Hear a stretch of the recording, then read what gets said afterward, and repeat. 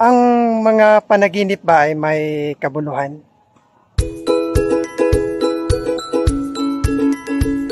This is Raymond and welcome to my YouTube channel.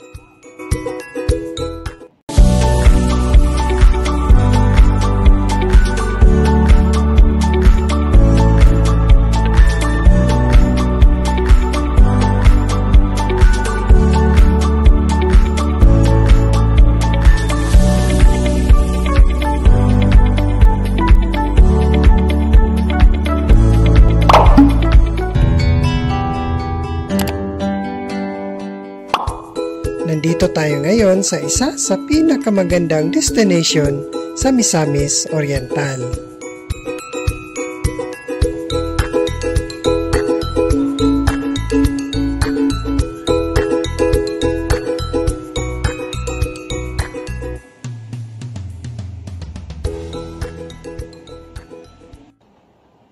Ang mga panaginip ba ay may kabuluhan?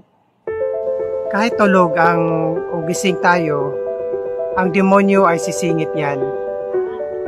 Yung ibang tao nagkakaroon ng mga wet dreams o mga trahedya. Galing sa tukso ng demonyo yan. Ang Diyos ay hindi magbibigay ng masamang panaginip, lalo na yung mga lingkod ng Diyos. Ang point po is, ang lahat ng galing sa Diyos ay mabuti. At walang galing sa Diyos na ay hindi mabuti. Ang prinsipyo ng Diyos ay ang lahat ng mabuti lang ang manggagaling sa Diyos.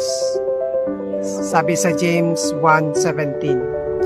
Every good gift and every perfect gift is from above, and cometh down from the Father of lights, with whom is no variables, neither shadow of turning.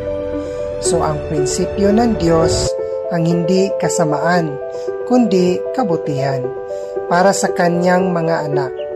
Kung napanaginip ka ng masama, ay hindi galing sa Diyos yun, at may ibang pinanggalingan nun. Dapat trato natin sa panaginip ay nasa Ecclesiastes 5:3 and 7. For a dream cometh through the multitude of business, and a fool's voice is known by multitude of words.